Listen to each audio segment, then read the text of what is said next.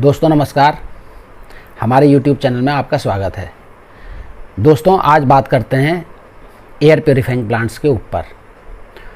दोस्तों जब मैंने ये एक शब्द सुना एयर प्योरीफाइंग प्लांट, तो मेरे अंदर क्यूरियोसिटी आई। मैंने ये सोचा कि ये क्या चीज़ होती हैं। मैं तो जनरली ये समझता था कि जो एयर प्योरीफाइंग प्लांट हैं, लगभग हर प्लांट जो है कार्बन डाइऑक्साइड लेता है और ऑक्सीजन छोड़ता है फोटोसिंथेसिस की प्रक्रिया के दौरान, भोजन बनाने की प्रक्रिया के दौरान।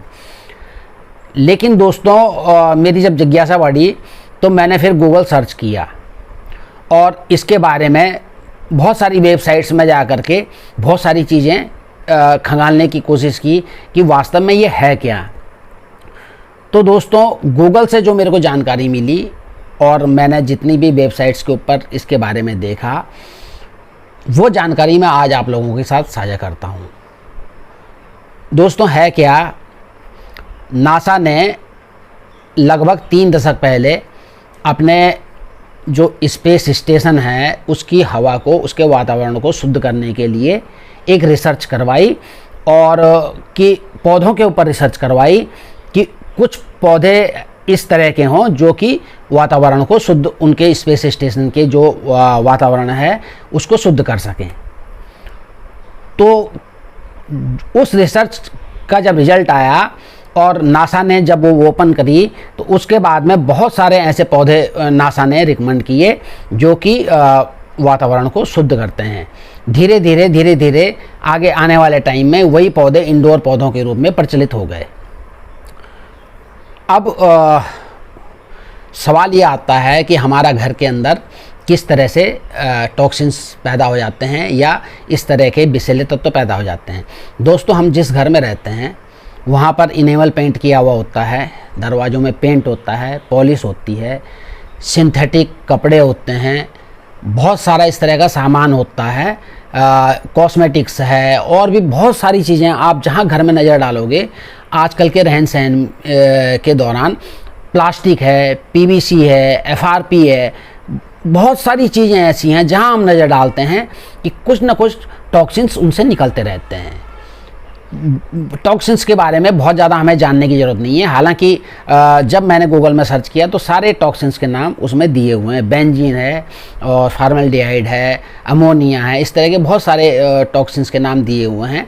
हमें वो जानने की ज़रूरत नहीं है। हमें केवल इतना जानना है कि घर का वातावरण इन सारी चीज़ों से अशुद्ध होता है और हवा में इस तरह के तत्व मिल जाते हैं जो कि बहुत बुरा प्रभाव शरीर के ऊपर डालते हैं।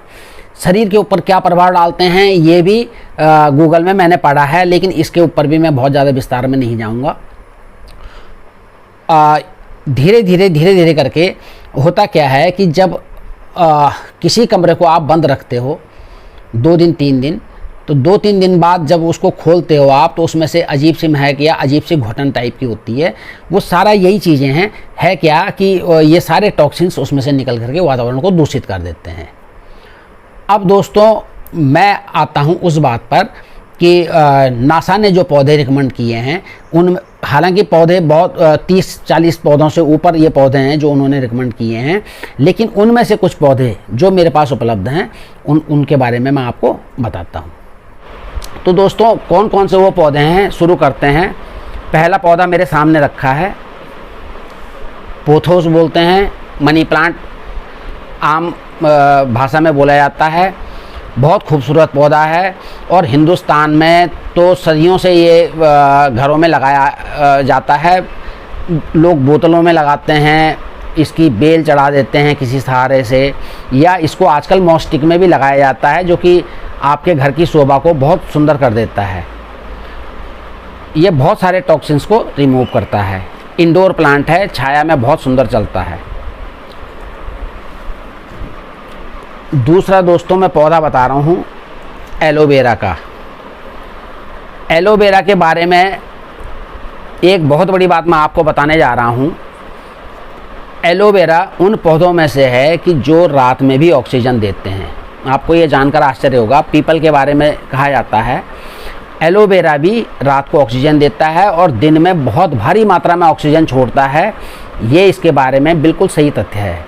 ये भी एयर प्योरीफायर है और बहुत सारे टॉक्सिन्स को रिमूव करता है। साथ साथ में जो कार्बन डाइऑक्साइड है या कार्बन मोनोऑक्साइड है उसको भी ये रिमूव करता है और बहुत भारी मात्रा में ऑक्सीजन छोड़ता है।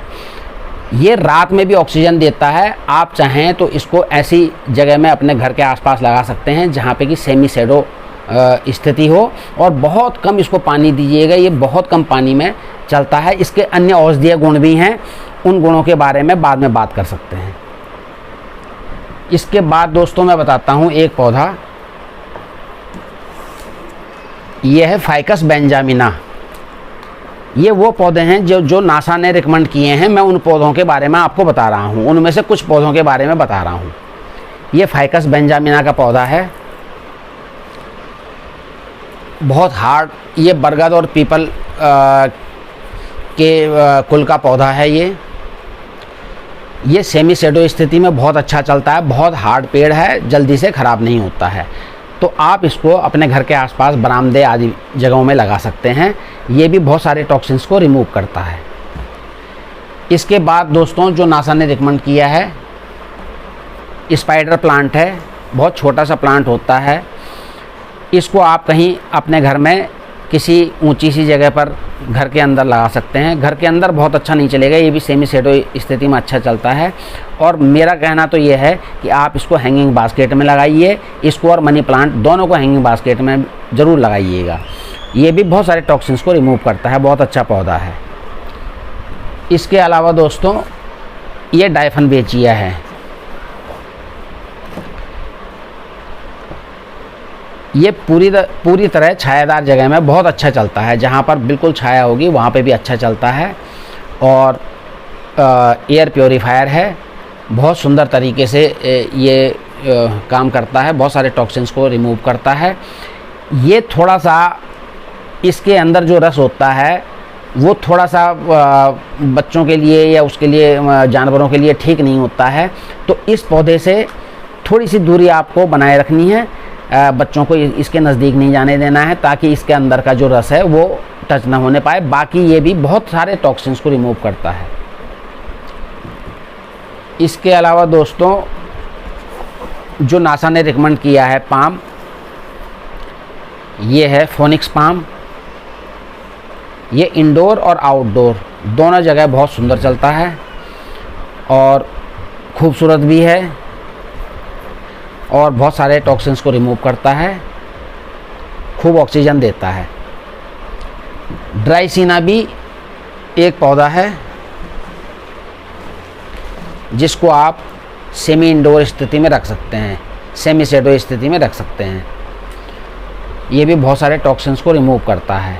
खूबसूरत पौधा भी है, घर की शोभा भी बढ़ाता है। दोस्तों ये पौधा एग्लोनीमा का है, शानदार इंडोर प्लांट है। डायफनबेचिया की तरह इसको आप कहीं पर भी रख सकते हो। ये बहुत कम प्रकाश में भी बहुत अच्छे तरीके से चलता है। और सूर्य का प्रकाश यदि इसको न भी मिले तो ये घर में होने वाला जो प्रकाश है जितना भी है, ये आर्टिफिशियल लाइट में भी अपना भोजन बनाते रहते हैं और आसानी से सर्वाइव करते हैं। बहुत सुंदर पौधा है ये।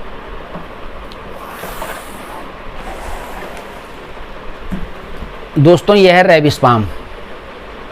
बहुत हार्ड प्लांट है, बहुत अच्छा चलता है, बहुत खूबसूरत पौधा है।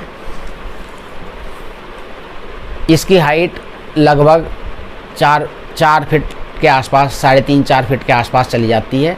छोटा कमरा रहेगा तो कम हाइट रहेगी। ये बहुत ज़्यादा ऊंचा नहीं होता है, एरिका पाम की तरह ही ये चलता है और बहुत सारे टॉक्सिन्स को रिमूव करता है, जो कि नासा ने रिकमेंड किया हुआ है पौधा। उनमें से एक पौधा ये भी है।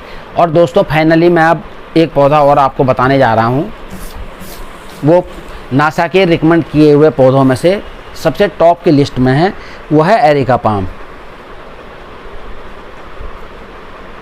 ये बहुत गुणकारी है। इसके बारे में भी बताया जाता है कि ये रात को ऑक्सीजन छोड़ता है